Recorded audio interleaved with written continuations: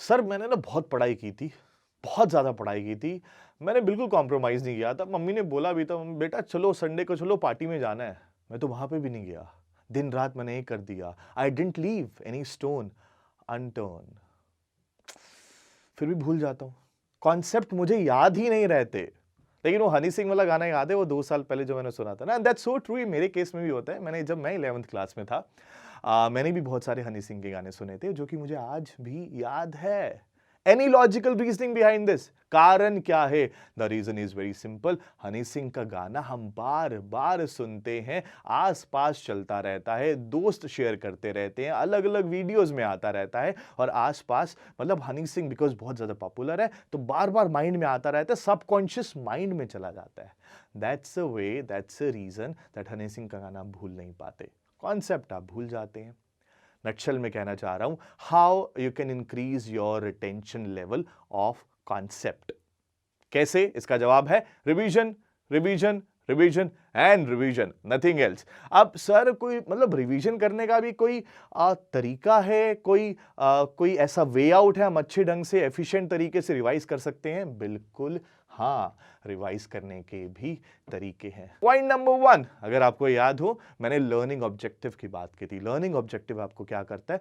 Bullet points दे देता है। कभी भी चैप्टर को रिवाइज करें, लर्निंग ऑब्जेक्टिव को गो थ्रू करें, बुलेट पॉइंट्स आंखें बंद करें, पूरी समरी आ जानी चाहिए, पूरे बुलेट पॉइंट्स के आंसर आ जाने चाहिए।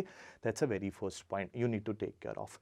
Second point you need to take care of is, आपको याद होगा अंडरलाइन किया था, मैंने आपको सजेशन दिया था अंडरलाइन करना है। अंडरलाइन चीजों का मतलब है those points, those pointers, those stanzas are very important and it is mandatory to read that particular part once again, ताकि आपके माइंड में वो रजिस्टर हो जाए।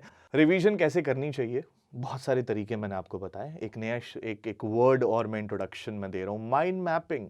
नया शब्द नहीं है, मैंने खुद बहुत बार यूज किया in this entire 3 days videos, in entire 3 videos. Mind mapping को थोड़ा संक्षेप में बताते हैं because this is really important when it comes to your CUET journey, excelling in CUET examination.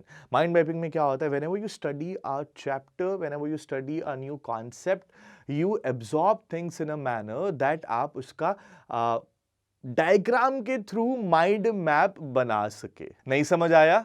अच्छे ढंग से बता देता हूं। मैथ्स में एक चैप्टर है वेक्टर, ये हो गया चैप्टर वेक्टर।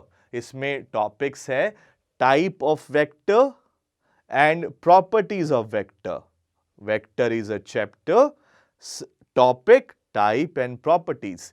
अब टाइप में we have certain types of vector, ये सब टॉपिक हो गए। सब टॉपिक को आप ऐसे लिखें कि आप उसे समझ सके, माइंड में आंखें बंद करके you can recall everything in a one go. This is how you should create a mind map, and this is how you should do with all these subjects in order to have a good retention of whatever you had learned, whatever you have learned. एक और बात बता देता हूँ, जब भी आप mind map बनाए, माइंड मैप में आप अपनी रीजनल लैंग्वेज का यूज कर सकते हैं, और बुक्स को कचरा नहीं करने का है। बुक्स इंपॉर्टेंट होती है, ठीक है, ताकि आप बुक्स में जो भी आपने लिखा है वो आपको समझ में आता रहे।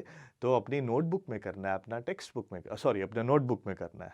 तो बुक्स को बिल्कुल नहीं करना, और अपनी रीजनल लैंग्वेज में आप लिख सकते हैं। मुझे इसी बात से किस्सा याद आ रहा है, और मैं बेसिकली अक्सर प्रेजेंटेशन में देता रहता हूँ, स्टेज पे अपीयरेंस में देता रहता हूँ। और एक बार एक अपॉर्चुनिटी मिली, I was hosting an event, और एक अंग्रेजी नाम था जो काफ़ी डिफिकल्ट था, it was very hard to pronounce.